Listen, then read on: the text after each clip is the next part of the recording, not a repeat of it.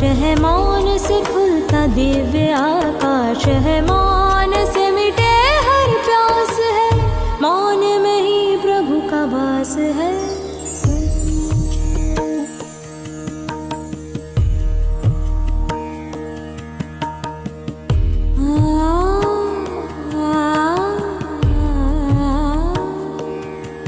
वो मौन है, वो मौन है, साधना का जो मूल है, हीरा वो अनमोल है।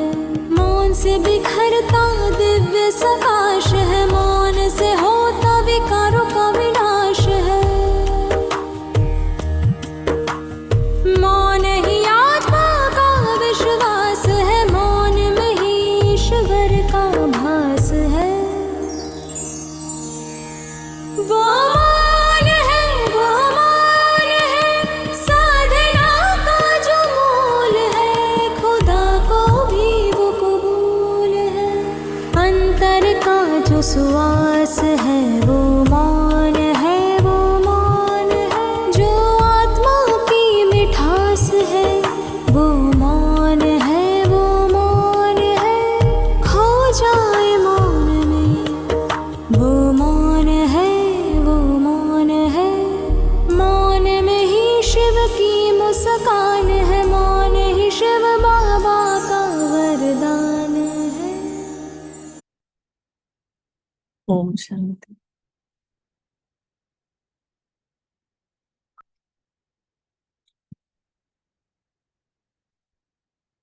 अॼु जो सोमान आहे मां आत्मा ममतामयी निस्वार्थ स्नेह मूर्त आत्मा आहियां। मां आत्मा ममतामयी निस्वार्थ स्नेह मूर्त आत्मा आहियां। महसूस कयूं पंहिंजो पाण खे शिव जी शक्ति। मां आत्मा भ्रुकुटी तख्त ते वेठल मामाऊं चारों तरफ रंग बिरंगियूं शक्तियूं किरणा फैलजनि थियूं पयूं। पूरे वातावरण खे चार्ज थियूं कंदियूं वञनि। मां आत्मा सतनी गुणनि खे पूरे वातावरण में फैलाईंदे वातावरण खे पॉजिटिव ॾिसां थी। अनुभव कयूं प्यार जो सागर परम पिता परमात्मा असां सभिनी भाग्यवान आत्माउनि जो भाग्य ठाहिण हिन धरा ते लथा आहिनि। मन शांत, बुद्धि स्थिर बाबा जे स्वरूप ते परमात्मा पिता जी लगन में मगन रहण वारी मां तेजस्विनी तपस्विनी आत्मा आहियां। आवाजन खां परे मौन अवस्था में गहन शांति शरीर में रहंदे भी शरीर खां अलग मां आत्मा जो तेज चमके थो पियो। पंहिंजे निज स्वरूप ॾे निहारियूं, पंहिंजे पाण खे महसूस कयूं। ॾिसंदे ॾिसंदे चारों तरफ शांति जो वातावरण, निस्वार्थ प्यार हर आत्मा के खींचे तो। जीवन जी या यात्रा पवित्रता जी किरणन में बीते थी। चारों तरफ पवित्र वातावरण, पवित्रता जे सागर जो महसूस कयूं था। सतनी रंगन सां पंहिंजो पाण खे भरपूर कंदासीं। सतनी गुणन सां महसूस कयूं पूरो संपूर्ण ज्ञान अमृत वर्षा परमात्मा ने ज्ञान जो दिव्य रंग असां आत्माउनि खे चाढ़ियनि था पिया ऐं अज्ञानता जो अंधेरो मिटंदो थो वञे। मां दिव्य प्रकाशवान आत्मा अहिड़ी रोशनी सां थी भरिजी वञा कि ॿियनि खे रस्तो ॾेखारियां थी इन रोशनी सां। मां आत्मा पवित्रता जो प्रकाश, निस्वार्थ प्यार, पवित्रता जो रंग सभिनी खे रंग दे निमित्त ठही परम पिता सां मिली करे पूरे संसार जी आत्माउनि जो मथों पवित्रता जो रंग चाढ़ींदे वञूं था। महसूस कयूं आत्मचिंतन, परमात्म चिंतन ऐं पवित्र चिंतन, निमित्त निर्मल वाणी, निस्वार्थ प्यार, सच्ची सिक, सुख चैन, संसार में शांतिअ जो माहौल, चारों तरफ हर ॻाल्हि में बिंदु, मां शक्ति स्वरूपा, जगत माता, स्नेहमयी, हर कंहिंसां व्यवहार में अद्भुत प्यार लुटाइण वारी, न कोई दबाव, न कोई प्रभाव।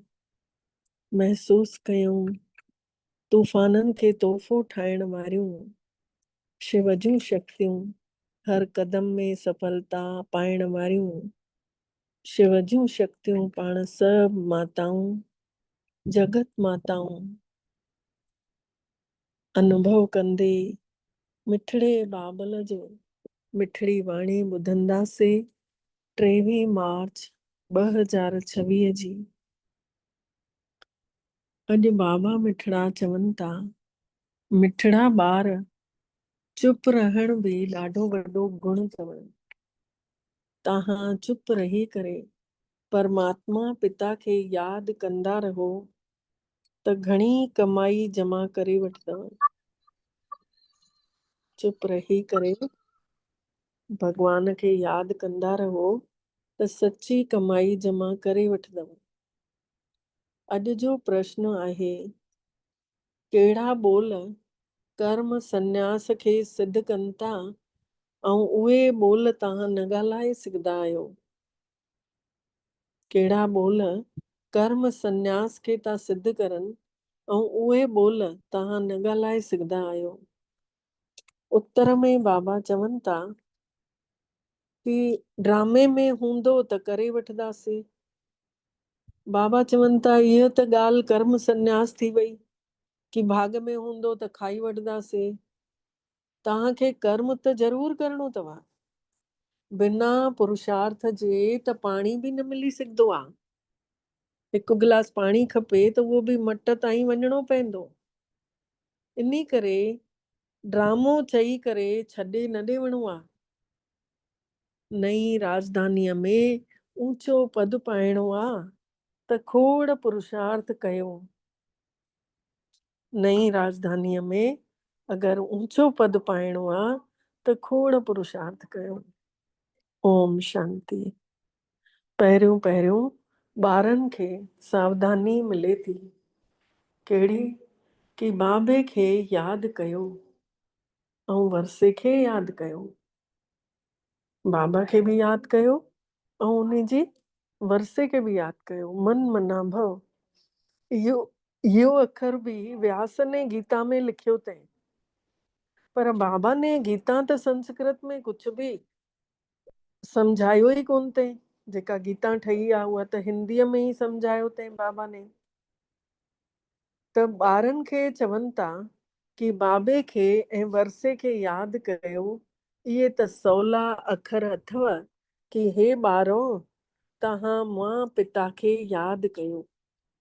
शरीर जे माउ पीउ ईअं न चवंदव कि हे ॿारो तव्हां मां पंहिंजे पिता खे यादि कयो। इहा त नई ॻाल्हि थी वई। त बाबा चवनि था, हे ॿारो मां पंहिंजे निराकार परमात्मा पिता खे यादि कयो। इहो बि ॿार सम्झनि था कि रूहानी बाबो असां रूहनि सां ॻाल्हाइनि था पिया। रूहानी पिता असां आत्माउनि सां ॻाल्हाइनि था। घड़ी घड़ी ॿारनि खे चवणु कि बाबे खे यादि कयो, इहो त शोभा नथो ॾे न, सुहिणो नथो लॻे न कि पीउ बार बार पंहिंजे पुटनि खे चए कि तव्हां मूंखे यादि कयो, यादि कयो। हे त रूहानी बाबा असां रूहनि सां ॻाल्हाइनि था। इहो बि ॿार सम्झनि था पिया। घड़ी घड़ी ॿारनि खे चवणो कि बाबे खे यादि कयो, जॾहिं कि ॿार ॼाणनि था कि असांजो फर्ज़ु आहे न कि रूहानी बाबे खे यादि करणु असांजो फर्ज़ु आहे न, तॾहिं त विकर्म विनाश थींदा न। ॿारनि खे निरंतर यादि करण जी कोशिश करणी पवंदी।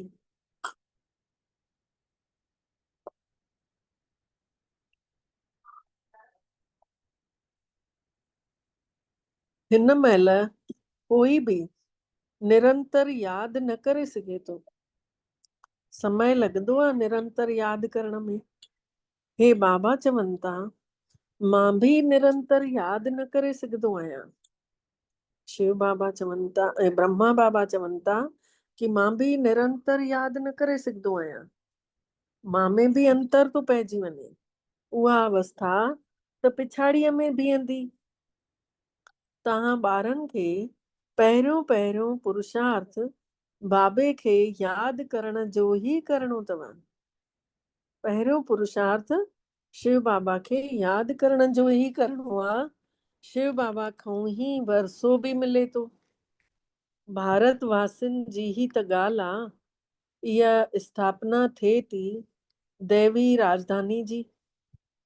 देवी देवताउनि जी राजधानी इन महिल ठहे थी।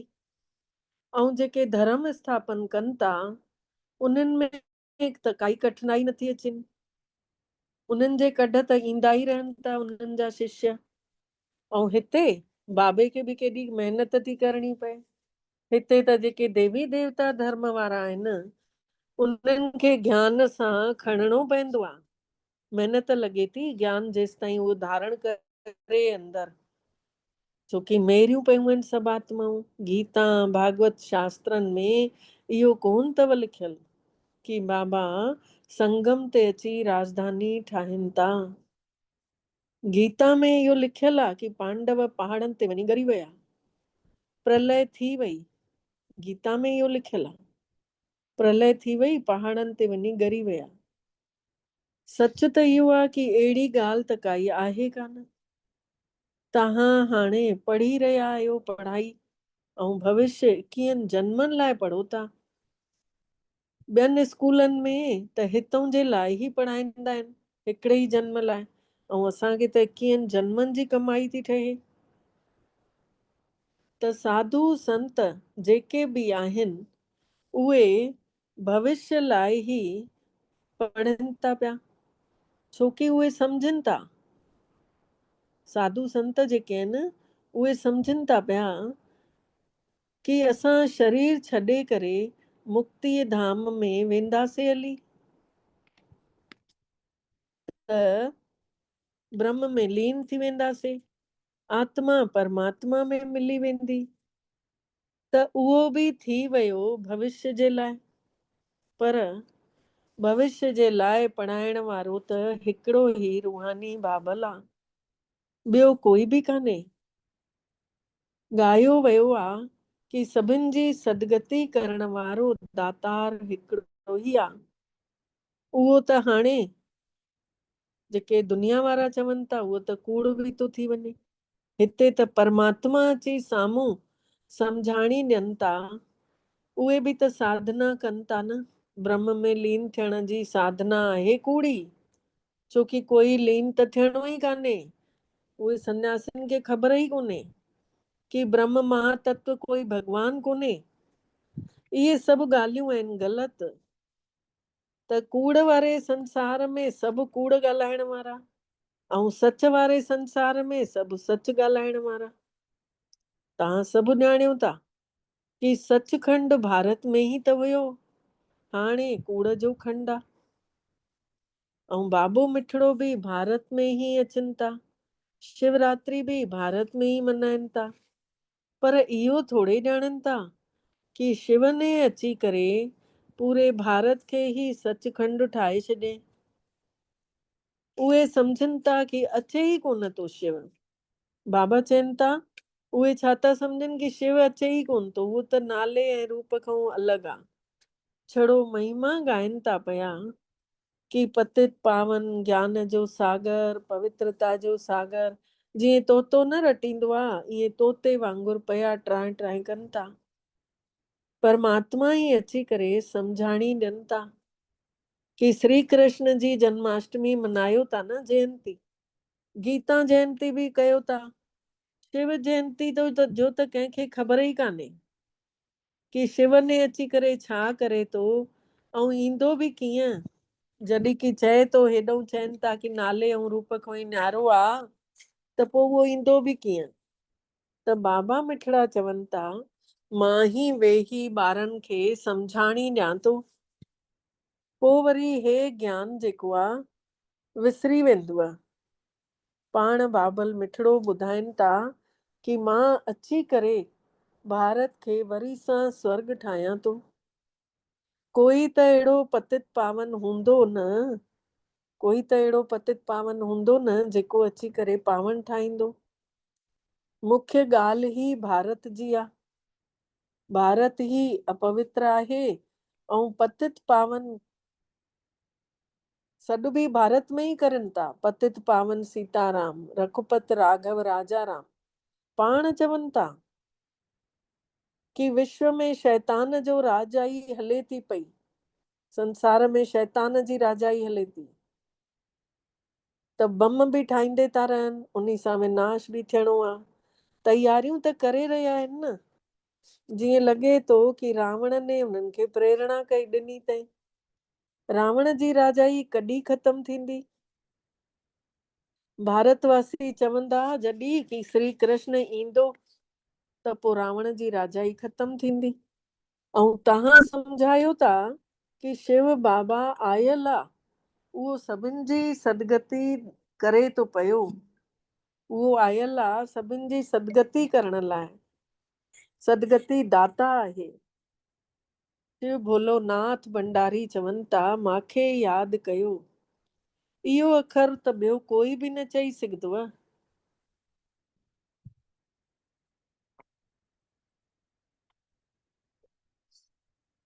परम पिता परमात्मा ही चवनि था कि मांखे यादि कयो त खाद निकिरेव।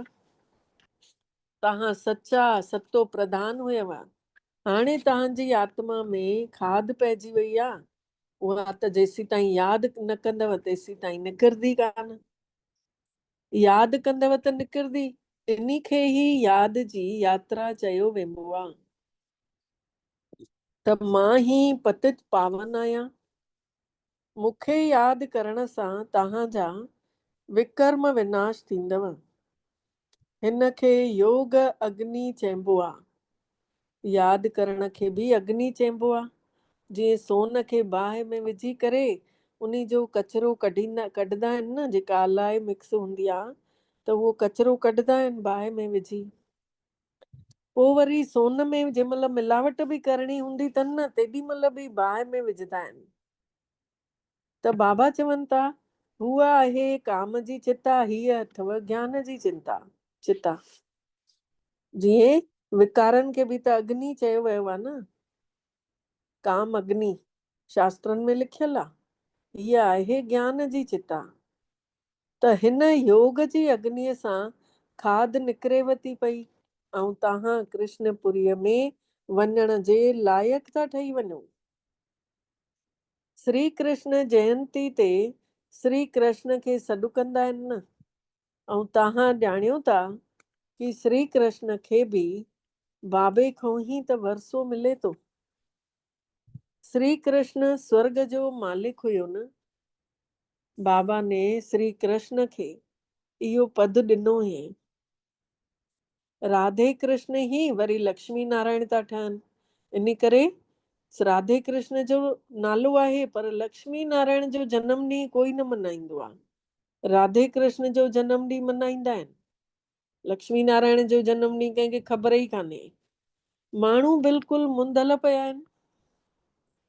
हाणे तव्हां सम्झो था पिया त ॿियनि खे बि सम्झाइणो अथव। पाण सम्झंदासीं तॾहिं ॿियनि खे सम्झाईंदासीं। पहिरियों पहिरियों त इहो पुछऊं कि गीता में जेको चयो वियो आहे कि मांखे यादि कयो, इहो कंहिं चयो अथई? बाबा पुछनि था, जेको गीता में चयो वियो आहे कि मां हिक खे यादि कयो, इहो कंहिं चयो अथई? त उहे सम्झनि था कि श्री कृष्ण ने चयो अथई।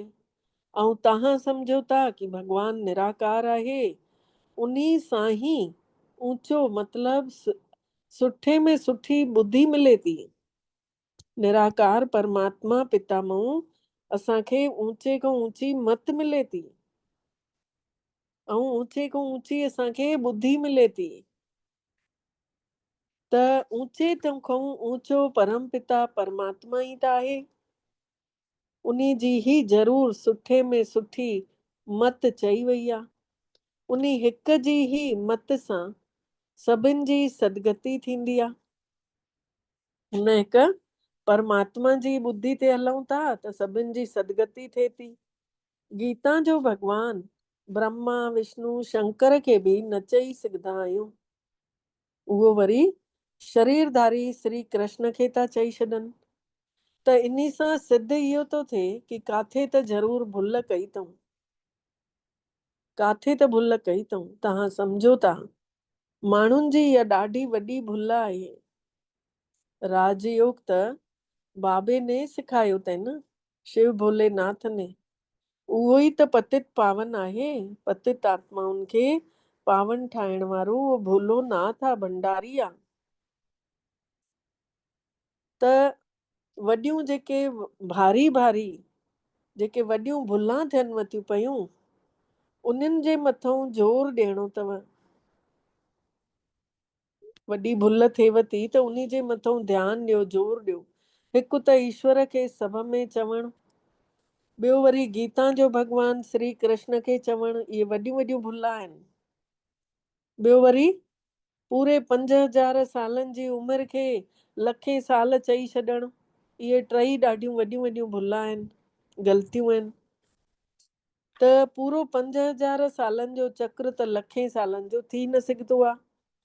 ऐं परमात्मा बि सभ में थी न सघंदो आहे। चवनि था कि उहे प्रेरणा सां सभु कुझु कनि था, पर न, प्रेरणा सां थोरे ई पवित्र ठाहे छॾींदा। इहो त बाबा वेही साम्हूं ई सम्झाणी ॾियनि था कि मां हिक खे यादि कयो। प्रेरणा अखर ई ग़लति अथव। भले चयो वेंबो आहे कि शंकर जी प्रेरणा सां बम ठाहिनि था पिया, पर इहो ड्रामे में सॼो फिक्स आहे, ठहंदो ई आहे, ठहिणो ई आहे। हिन यज्ञ सां ई विनाश ज्वाला निकिरे थी पई, मतलब बुराइनि जो विनाश थो थिए हिन यज्ञ सां ई।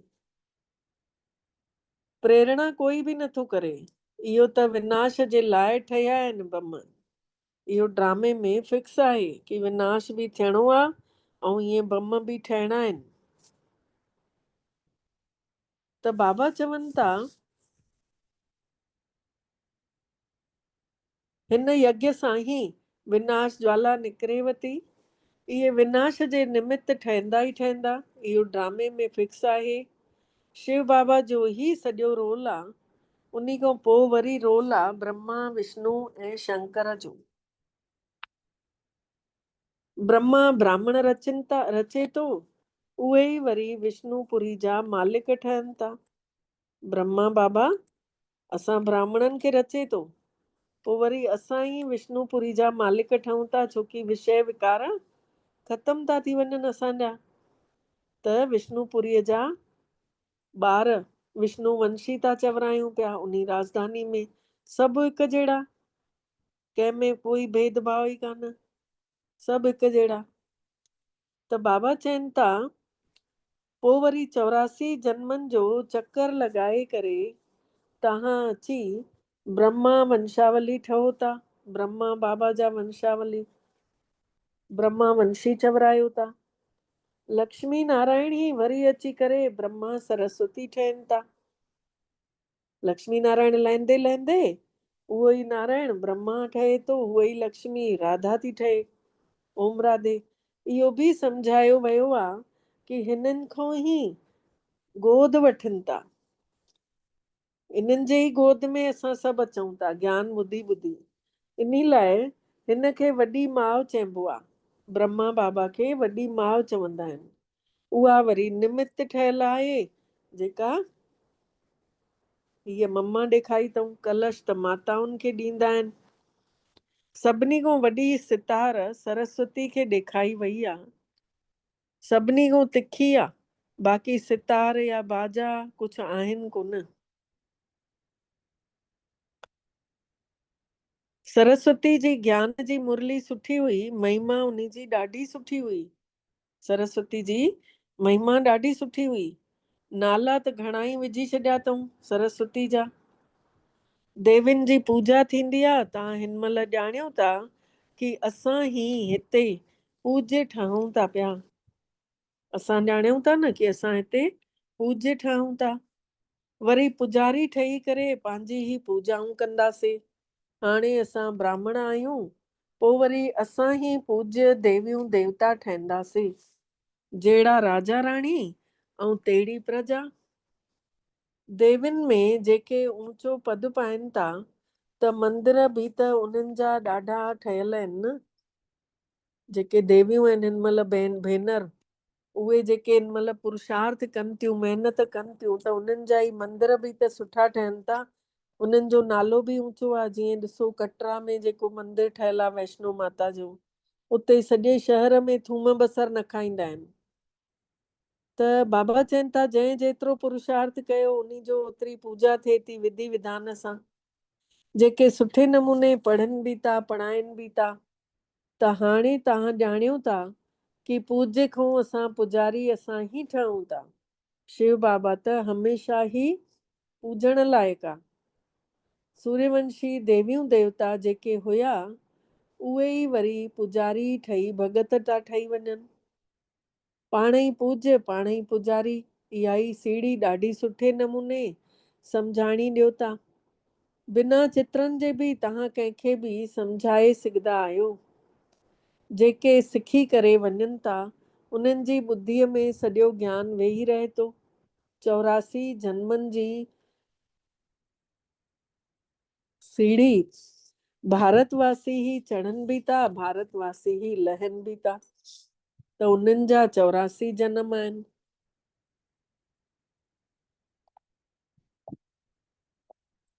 जेके पूज्य लाइक़ु हुया, पूजण लाइक़ु, उहे हाणे पुजारी ठही विया आहिनि। असां उहे ई असां। हम सो हम जो अर्थ बि तव्हां ई सुठे नमूने सम्झो अथव कि असां उहे ई आहियूं जेके असां कॾहिं पूजण लाइक़ु हुयासीं। हाणे वरी देह था सम्झूं त पुजारी ठही विया आहियूं। त सॼो खेल इहो ई हलंदो थो अचे। तव्हां में बि घणा ई सुठे नमूने सम्झा बि आहिनि कि आत्मा परमात्मा त थी न सघंदी आहे। बाबे मिठड़े ने असांखे हम सो जो अर्थ सम्झाणी ॾिनी अथई कि असां ई उहे देवता, असां ई उहे क्षत्रिय, असां ई वैश्य, असां ई शूद्र ईअं ठहूं था पिया। असां ई मतिलबु चक्कर लॻाईंदे शूद्रनि खां पोइ वरी ब्राह्मण ठहूं था, वरी असां ई देवता। इहो ईअं चक्कर हलंदो रहंदो। हम सो हम। इन जो ॿियो कोई अर्थ ई कान्हे। पूज्य बि पुजारी बि पूज्य बि सभु भारतवासी ठहनि था। ॿियनि धर्मनि में कोई पुजारी नथा ठहनि। तव्हां ई सूर्यवंशी, तव्हां ई चंद्रवंशी, तव्हां ई वैश्यवंशी, तव्हां ई शूद्रवंशी, तव्हां ई ब्राह्मण वंशी ठहो था। सम्झाणी ॾिसो केतिरी सुठी मिले थी। असां ई उहे देवियूं देवता हुयासीं। असां ई आत्माऊं निर्वाण धाम में रहण वारियूं आहियूं। इहो चक्कर घुमंदो रहे थो। जॾहिं दुख साम्हूं अचे थो त बाबे खे यादि कयूं था। बाबा चवनि था मां दुख जे महिल अची करे सॼी सृष्टिअ खे मटियांव थो पियो। ईअं न की मां नई सृष्टि रचां थो, न, पुराणीअ खे नयो थो ठाहियांव। बाबो मिठड़ो अचे ई अथो संगम युग ते। हाणे नयो संसार ठही रहियो आहे, पुराणो खलास थी रहियो आहे, ख़तम थींदो वेंदो। इहा आहे बेहद जी ॻाल्हि। तव्हां तयार थी वेंदव त सॼी राजधानी तयार थी वेंदव। पहिरियों तव्हां त तयार थियो त हर 5000 सालनि में जंहिं जंहिं पद पायो आहे, पातो अथऊं, उन्हनि जो ई उन आधार ते ई पुरुषार्थ हिनमहिल बि हले थो। ईअं न कि ड्रामे में जेको हूंदो भाग में उहो थी वेंदो। पुरुषार्थ त करिणो पवंदो, महिनत त करणी पवंदी। मतिलबु 5000 साल पहिरियों बि असां ईअं ई पुरुषार्थ कयो हुयोसीं। हमेशह पुरुषार्थ खे वॾो रखिबो आहे। प्रारब्ध चई करे वेही न रहणो आहे। पुरुषार्थ जे बिना त प्रारब्ध मिली न सघंदी। पुरुषार्थ करण जे बिना पाणी बि न पी सघंदा आहियूं। कर्म संन्यास अखर ही ग़लति आहे। बाबा मिठड़ा चवनि था कर्म संन्यास जेको अखर आहे उहो ग़लति आहे। बाबा चवनि था घर गृहस्थ में बि रहो। बाबा सभिनी खे हिते त न विहारे छॾींदा। शरणागत त चयो वियो आहे न, भट्टी त ठाहिणी हुई, छोकी उन्हनि खे तंग कयो वियो त अची करे बाबे वटि शरण वरितऊं। भट्टी ठाहिणी हुई ऐं उन्हनि खे ईअं तंग कयो वियो त अची करे माताऊं भेनरूं कन्याऊं जेके परेशान थियूं मर्दनि सां, उहे अची करे हिते ब्रह्मा बाबा वटि अची शरण वरितऊं। ऐं शरण त ॾियणी पवंदसि न, छोकी उन में त परम पिता वेठल आहे। शरण हिकु परम पिता परमात्मा जी वठी वेंदी आहे न, गुरूअ जी शरण न वठिबी आहे। जॾहिं ॾाढो दुख थींदो आहे त तंग अची करे शरण वठंदा आहियूं। गुरुनि वटि त कोई तंग थी करे नथो वञे, उते त ईअं ई वञूं था। चईंदा आहियूंसि न, शरण पड़ा में तेरे।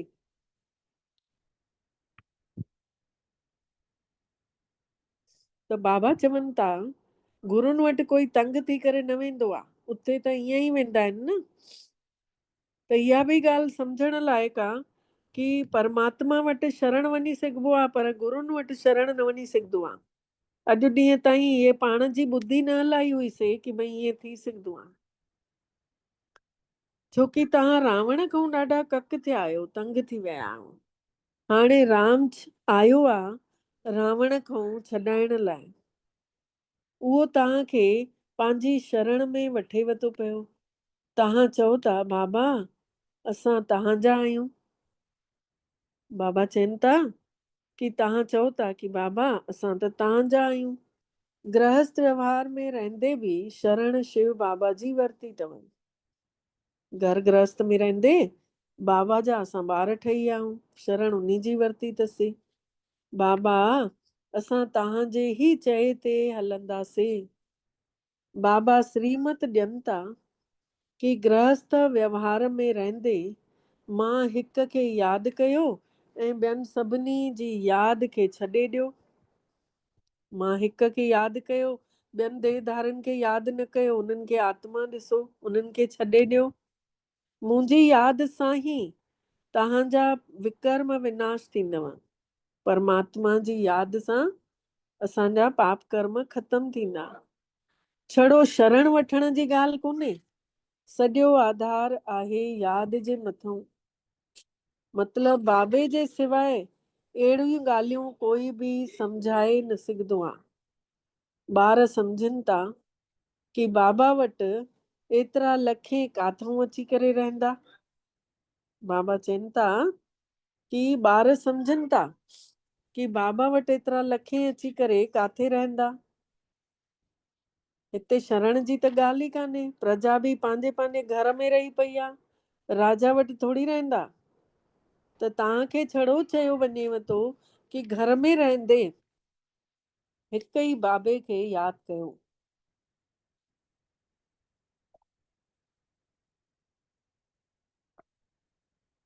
बाबा असां तव्हांजा आहियूं।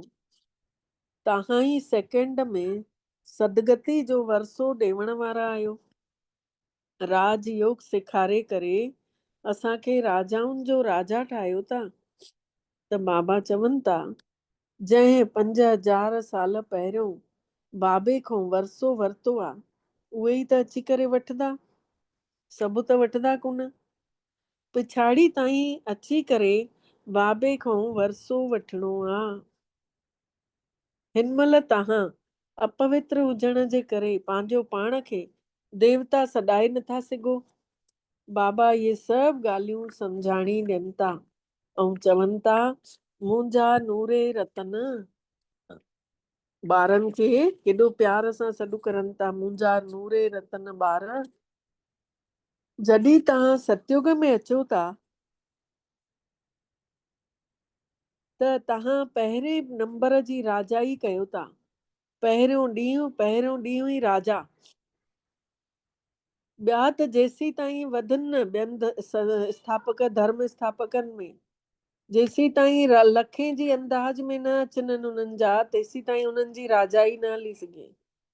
तॾहिं उन्हनि जी राजाई हले थी। तव्हांखे त लड़ाई झगड़े जी बि ज़रूरत ई कान्हे। तव्हां त योग कंदे कंदे बाबे खां वरसो वठो था। आत्म स्वरूप आत्मा राजा ठही वेठी आहे, कर्मेंद्रनि जी मालिक ठही वेठी आहे। बसि हिकु चुप 100 सुख। चईंदा आहिनि बालू जहिड़ी किरकिरी, उज्जवल जहिड़ी धूप, अहिड़ी मिठी कुझु कोन्हे जहिड़ी मिठड़ी चुप। त चुप में सभु कुझु समायल आहे। चईंदा आहिनि न हिकु चुप 100 सुख। चुप थी करे छड़ो बाबे खे ऐं वरसे खे यादि कयूं। चईंदा आहिनि माठ माठ करे वठ माठ में मज़ो, माठ में ही थिंद तुंहिंजो कारज सहंजो। जख जख बक बक अजाई न कर, पराई पचर छॾ मालिक खां डर। लोक तारण वारो अची माठ मां लधो, माठ में ही थिंद तुंहिंजो कारज सहंजो। जंहिं परमात्मा पिता ने सॼे संसार खे तारियो ते उहो शांत पियो आहे त असां केरु थींदा आहियूं रारा रारा करण वारा। असां छो था ऑब्जेक्शन वठूं कंहिं बि ॻाल्हि में, छो थियो, कीअं थियो, कॾहिं थियो, मतिलबु अलाए घणा क्वेश्चन था लॻाए रखूं। पहिरियों असां पंहिंजो पाण खे ॾिसूं कि असांखे पहिरियों मौन में रहणो आहे, शांत में रहणो आहे, माठ करणी आहे। उन गीत में इहो बि आहे कि वण टिण नदियूं नाला सभु माठ में त पिया आहिनि। सॼी प्रकृति असांखे छा थी सेखारे। वॾा वॾा ऋषि मुनि जेके पवित्र थी विया उहे बि त माठ कई हुयूं। त बाबा चवनि था छड़ो मूंखे यादि कयो। बसि तव्हां माठ में रहंदव त होशियार थींदा वेंदव, चुप रही सभु कुझु थींदो वेंदव। छड़ो वरसे खे यादि कयो, मूंखे यादि कयो। ॿिया जेके चित्र अथव इहे सभु कमु न ईंदव ऐं तव्हांजा विकर्म बि विनाश थी वेंदव। हाणे मां रस्तो त ॾेखारियोमांव, बाक़ी कयो न कयो तव्हांजी मर्ज़ी। कंहिं बि देहधारीअ जे नाले में उन जे चहिरे में न फासिजो। बाबे खे यादि कंदव त अंतमती सो गति थी वेंदव ऐं तव्हां मूं वटि अची वेंदव। फुल पास थियण वारे खे ई त राजाई मिलंदी न। सॼो आधार आहे यादि जी यात्रा ते। सॼो टिकियल आहे यादि जी यात्रा ते। अॻिते हली नया बि घणो अॻिते निकिरंदे वेंदव। जेके नया नया ॿार आया आहिनि न उहे सभु घणो अॻिते निकिरी वेंदा।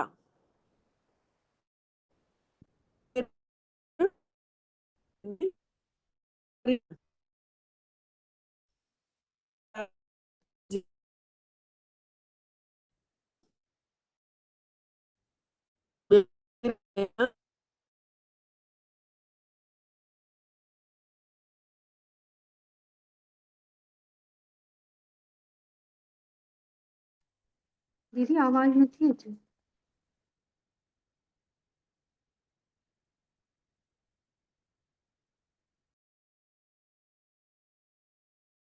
हाँ भेण आवाज तो कोन थो अचे, हितां कोन थो अचे, हुतां हिते ॾाढी बारिश आहे, ख़बर पए थी नेट जी। शुक्रिया। कंहिंखे बि नथी अचे दीदी आवाज़।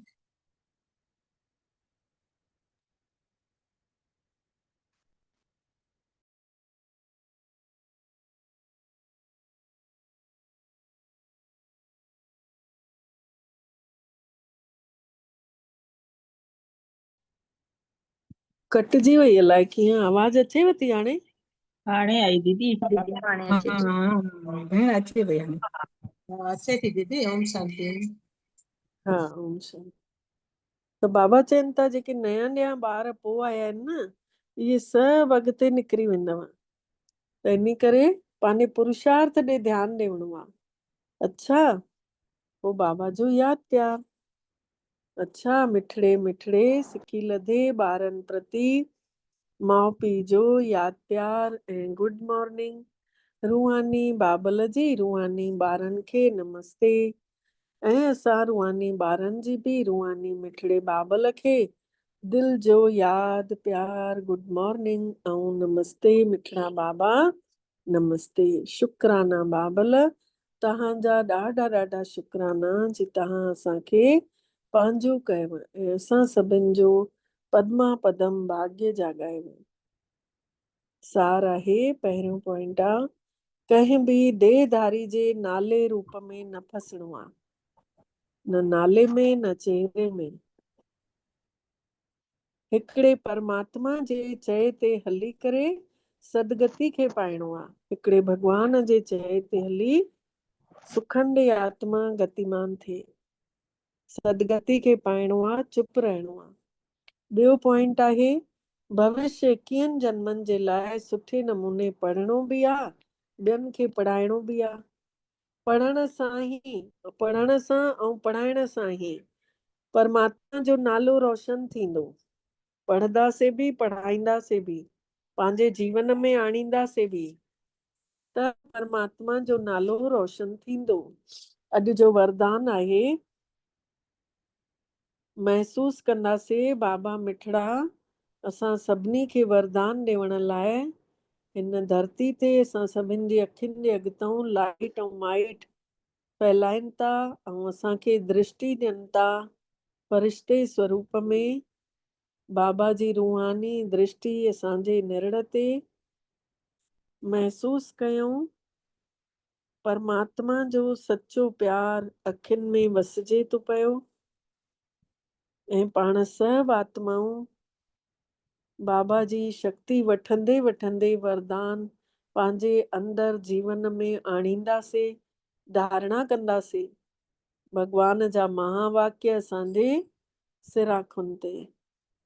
मनमत ऐं परमत न पंहिंजी हलायो न ॿिए जे चए ते हलो, उन खे समाप्त करे परमात्मा जी मत ते पद्मनि जी कमाई जमा करण वारा पद्मा पदम भागन वारा ठहो।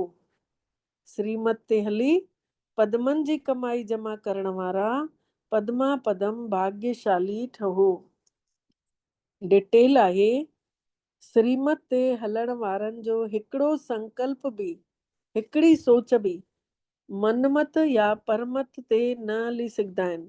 जेके भगवान जे चए ते हलंदा आहिनि उहो हिकिड़ो भेरो बि ॿिए जे चए ते न हली सघंदा। अगरि उन्हनि जी स्थिति जी स्पीड तेज नथी थिए, पुरुषार्थ घटि थो नज़र अचेव, त ज़रूर कुझु न कुझु परमात्मा जी आज्ञा ते मिक्स कयो अथव, पंहिंजी मनमत मिलाई अथव, इन करे ओतिरी स्थिति जेका आहे तेज नथी सघी अथव। त मनमत मतिलबु थोरे से ज्ञान वारी आत्मा जे संस्कारनि जे आधार ते तव्हां जेकी सोच हलेव थी उहा स्थितिअ खे हिलाए थी छॾेव। मनमत माने मतिलबु मूंखे घणो ज्ञान आहे, एतिरो रत्ती भर, ऐं परमात्मा खे केतिरो ज्ञान आहे, अथाह ज्ञान जो सागर आहे उहो। त उन जे चए ते हलंदमि त मूंखे कोई सोच न हलंदी, छोकी लॻंदो भॻवानु मूंसां गॾु आहे। ऐं अगरि पंहिंजे चए ते हलंदमि त किथे न किथे भउ थींदो कि मतां हे कमु गड़बड़ थी वञे। ऐं हेॾे भॻवान जे चए ते हलंदासीं, उन्हीअ मूंखे मुरलीअ में मत कहिड़ी ॾिनई त असां ज़रूरु रस्ते में सफलता पाए वठंदासीं हलंदे हलंदे। त इन करे बाबा इशारो ॾियनि था, पंहिंजे मन ते हलणु मतिलबु घटि ज्ञान वारी आत्मा जे संस्कारनि जे आधार ते हलणु, त उहा त तव्हांजी स्थिति खे हिलाए छॾींदी। इन करे चेक कयो ऐं करायो बि, पाण बि चेक कयो, ॿियनि खां बि करायो। हिकिड़ो कदम बि भॻवान जी आज्ञा जे बिना न हुजे, तॾहिं असांजी पद्मनि जी कमाई जमा थींदी ऐं असां पद्मा पदम भागनि वारा ठही सघंदासीं। अॼु जो स्लोगन आहे, मन में सभिनि जे कल्याण जी भावना भरियल हुजे, सभिनि जे लाइ भलो थिए। चईंदा आहिनि न, कर भला तो हो भला, करते चलो सबका भला, जीवन जीने की है ये कला। चईंदा आहिनि नेकी कर दरिया में डाल, कुछ इच्छा न रख पंहिंजे लाइ। त इहे कर्म जे फल जी बि इच्छा जो त्याग, इहो सभिनी खां वॾो त्याग आहे। मन में सभिनि जे भले जी भावना भले हुजे, पर इहा ई आहे संसार जो कल्याण करण जी आत्मा जो कर्तव्य, कि सभिनि जो भलो थिए। छड़ो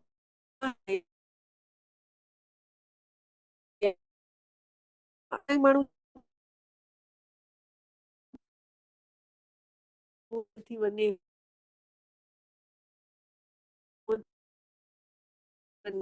करे तव्हां न थींदो, पाणी त दीदी फिर से आवाज कट जाती। असां हिकु देश, जी आवाज ठीक से नहीं आ रही है।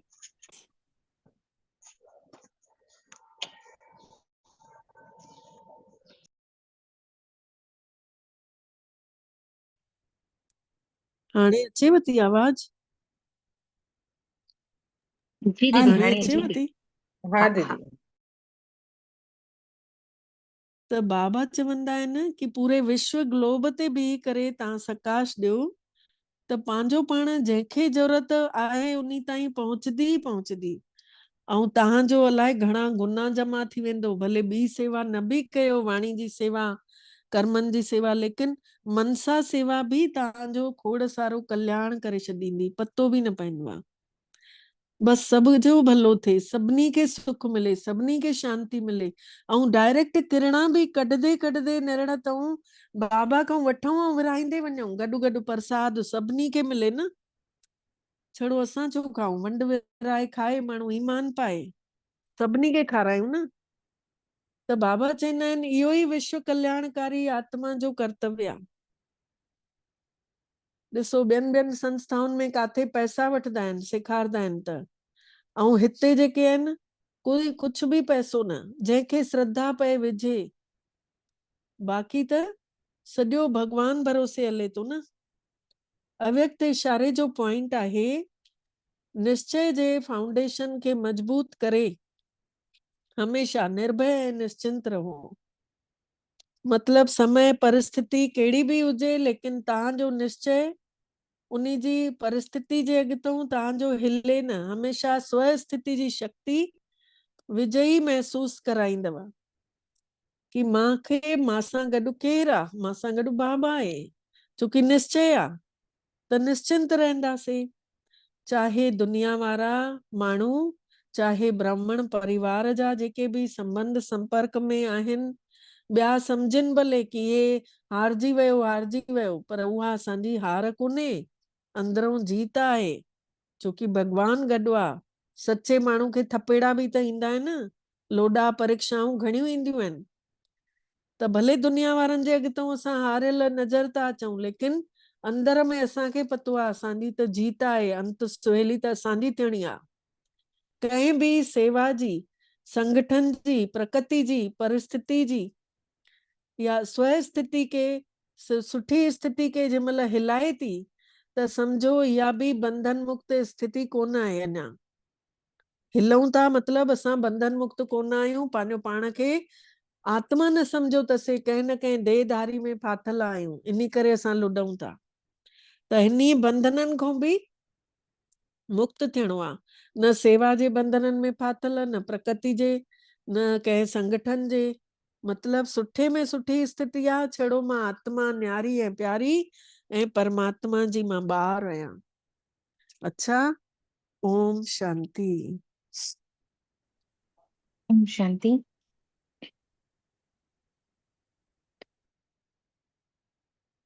अनुभव कयो मां चैतन्य शक्ति आत्मा आहियां। ॾिसूं पंहिंजे पाण खे हिन देह जे मस्तक में विराजमान मां आत्मा सितारे वांगे चमकां थी। मां आत्मा शांत स्वरूप आत्मा है।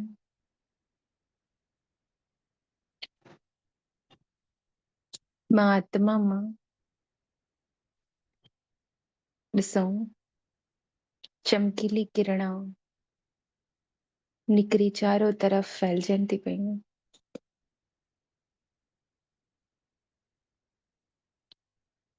मुंहिंजे 2 फीट मथे मुंहिंजो मिठड़ो बाबल परम पिता परमात्मा निराकार स्वरूप में अची पहुची विया आहिनि। महसूस कयूं हिक अदृश्य डोर सां मां आत्मा पंहिंजे मिठड़े बाबल सां कनेक्ट थी वई आहियां। अनुभव कयूं उन डोर जे माध्यम सां निरंतर शक्तिशाली किरणा बाबल मां निकरी मां आत्मा में पवंदी थी वञनि। निराकार स्वरूप में स्थित मां आत्मा परम पिता परमात्मा ज्योति स्वरूप मां निरंतर शक्तिशाली किरणा वठंदे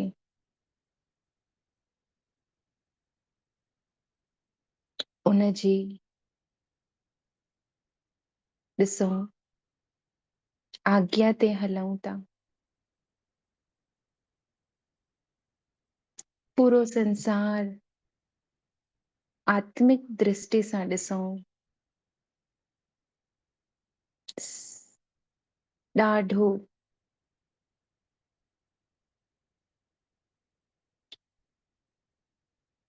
प्योर ॾिसण अचे थो।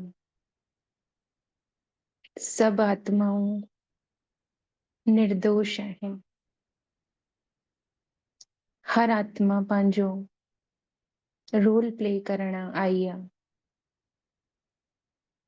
सभु परम पिता परमात्मा जा ॿार आहिनि। महसूस कयूं बाबा सां कनेक्ट थी मां आत्मा मां निरंतर किरणा चारों तरफ फैलजन थियूं। सभिनीनि आत्माउनि खे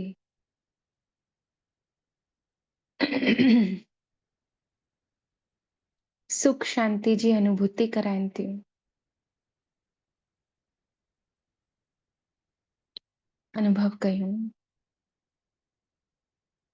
चारों तरफ सुख शांति जा प्रकंपन फैलजन था पिया। पूरो वातावरण शुद्ध पवित्र तो थींदो वञे। हिक हिक आत्मा जे अंदर मां अंधकार मिटी प्रकाश तो अची वञे। हर आत्मा अंतर्मुखी थी करे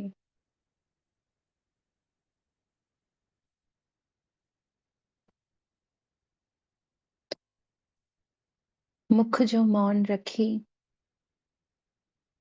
गहराईअ सां उन ईश्वरीय सत्ता जो अनुभव करनि थियूं। अहिड़ी अदृश्य शक्ति जने पूरी सृष्टि खे रचियो अथई उन जो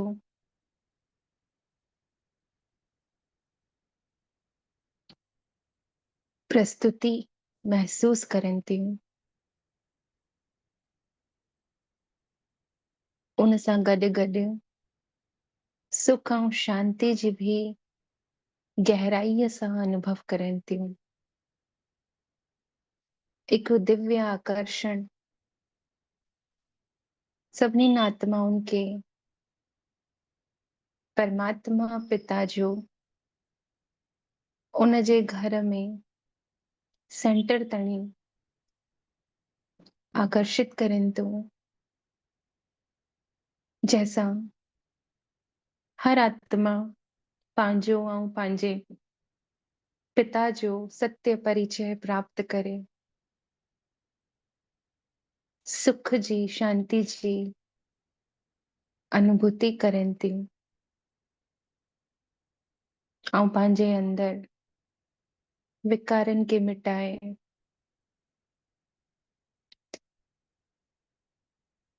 ज्ञान जो प्रकाश करे रही आहिनि, जंहिंसां हर घर में दुख शांति समाप्त थी तो वञे। स्व परिवर्तन करे सभु आत्माऊं पंहिंजे पंहिंजे घर खे सेवा स्थान खे मंदिर ठाहे वठो अथऊं, जाते हर घर मंदिर हुजे, उहो स्थान स्वर्ग चवरायो वेंदो आहे। ॾिसो केॾी सुहिणी स्वर्गीय नई दुनिया, जंहिंमें सभु आत्माऊं हिक ॿियनि खे सुख बांटनि थियूं। ॾाढी सुहिणी दुनिया परमात्मा पिता ने असां आत्माउनि जे द्वारा रची अथई। हाणे महसूस कयूं मां आत्मा सेकंड में हिन देह ऐं देह जी दुनिया खां किनारो करे संपूर्ण मौन थी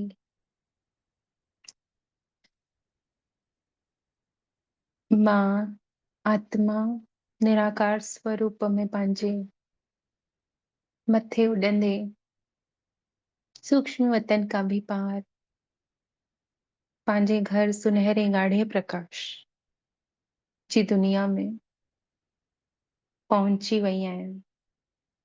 बाबा सां ॾिसूं मां आत्मा रूह रिहान कयां थी परम धाम में, ऐं ॾिसंदे ॾिसंदे निहारींदे निहारींदे बाबा के अनुभव कयूं उन जी शक्तियूं मां आत्मा में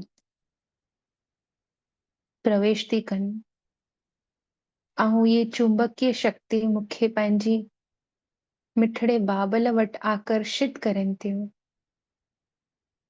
ॾिसूं धीरे धीरे सभिनीनि खां ऊचे स्थान में बाबल वटि उन जी गोद में वञी मां आत्मा वही रहियमि। ॾाढो सुकून आहे मिठड़े बाबल जी गोद में, अहिड़ो सुकून दुनिया में काथे न मिलो जेको मुंहिंजे बाबल जी गोद में अनुभव थिए थो। महसूस कयूं बाबा वटि मां आत्मा बाबा सां हर वो ॻाल्हि शेयर करे सघंदी आहियां, उनखे ॿुधाए सघंदी आहियां। मां आत्मा जो पुरुषार्थ में विघन रूप ठही साम्हूं अचनि थियूं, बार बार अचनि थियूं, बाबल खे ॿुधाए जीअं महसूस कयूं था ॿुधाए करे उन समस्या जो निवारण थी वियो। अनुभव कयूं बाबा निरंतर गुणनि जी ऐं शक्तियुनि जी किरणा उन जी गोद में वेठल मां आत्मा में भरंदा था वञनि। मां आत्मा सर्व गुण संपन्न थी थींदी वञा। सतो गुणी ठाहे थो बाबल मां आत्मा खे, ऐं संपूर्ण निर्विकारी। ॾिसूं धीरे धीरे शक्तियुनि खे भी प्रवेश कंदे हुए अनुभव कयूं पंहिंजे अंदर। जेकी शक्तियूं पंहिंजे प्रैक्टिकल जीवन में मां आत्मा यूज़ करे सघंदी आहियां। जीअं सहन शक्ति थी वई, निरंतर सहन शक्ति जी किरणा बाबा मां निकिरी मां आत्मा में सहन करण जी शक्तियुनि खे भरनि थियूं। समाइण जी शक्ति जी किरणा मां आत्मा में समाइण जी शक्ति खे भरनि थियूं।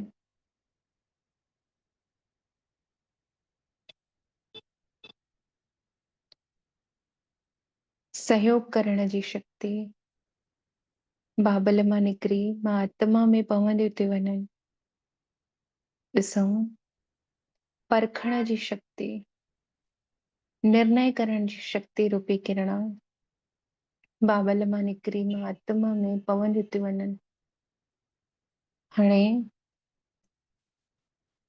समेटण जी शक्ति ऐं विस्तार खे संकीर्ण करण जी शक्ति भी मुंहिंजे मिठड़े बाबल मां निकिरी मां आत्मा में पवनि थियूं ऐं मूंखे अष्ट शक्तिधारी अष्टभुजाधारी दैवी स्वरूप ठाहे थी रखनि। महसूस कयूं जंहिंजी नवनि देवियुनि जी उपासना पूजा भक्त करनि था हिन समय, उहे असां ही बाबल जी सिकी लदियूं माताऊं कन्याऊं आहियूं, जंहिंने उन जे ज्ञान खे पंहिंजे जीवन में धारण करे अष्टभुजाधारी अष्ट शक्ति स्वरूपा ठहियूं। महसूस कयूं पंहिंजी दिव्य अष्ट शक्तियुनि खे मिठड़े बाबल मां जेके मिलियूं मां आत्मा खे, जैसा मां विकारनि रूपी असुरनि जो गलो कटे संपूर्ण विजय के प्राप्त कयां थी। माया रावण सां युद्ध करे अनुभव कयूं पंहिंजे ही बुरे संकल्प नेगेटिव विचारनि जे मथां जीत प्राप्त कयूं था ऐं सदैव विजयी चवराई वञूं था, जंहिंजे कारण अॼु ॾींहं ताईं भक्त देवियुनि जी पूजा उपासना करनि था, जगराता करनि था, व्रत रखनि था। महसूस कयूं, चेक कयूं छा मुंहिंजे अंदरि उहो शक्तियूं वास्तव में आयूं आहिनि या कोई कमी कमजोरी आहे जंहिंखे भरणो आहे। चेक करे चेंज कयूं अॼु खां हिन वेले खां। हाणे महसूस कयूं बाबा खां परम धाम में विदाई वठी मां आत्मा हेठि लहंदी थी अचां। ॾिसूं सूक्ष्म वतन में पंहिंजे ही फरिश्ते स्वरूप खे मां आत्मा पंहिंजी देह वांगे हिकिड़े प्रकाश जी देह में प्रवेश कयो ऐं निरंतर मिठड़े बाबल खां जेकी शक्तिशाली किरणा वठी आयमि पूरे विश्व ग्लोब में फैलायूं था। हिक हिक आत्मा ते ये किरणा वञनि थियूं ऐं हर आत्मा खे हिक दिव्य तेज ऐं शक्ति जो अनुभव कराइनि थियूं। कोई हताश थी वई हुयूं पंहिंजे जीवन खां, उन्हनि आत्माउनि खे ॾिसो जीवन में ये किरणा मां परिश्ते मां निकिरंदड़ किरणा नयो उमंग उत्साह सां हर आत्माउनि खे भरे थी रखनि। हाणे महसूस कयूं मां फरिश्तो मिठड़े बाबल जी किरणा निरंतर पूरे विश्व ग्लोब में बिखेरींदे हुए सभिनीनि जे सुख शांति कल्याण जी भावना सां बिखेरींदे हुए हेठि लहां थी अची पंहिंजी देह में प्रवेश कयो। उन मिठड़े प्यारे अनुभव सां गॾु जेको मिठड़े बाबल ने अॼु मां आत्मा खे कराई। ओम शांति, ओम शांति, ओम शांति। शुक्रिया मुंहिंजा मिठड़ा बाबल जे तव्हां अॼु अहिड़ो अनुभव करायो ऐं शुक्रिया तव्हां सभिनीनि आत्माउनि जो बि। ओम शांति।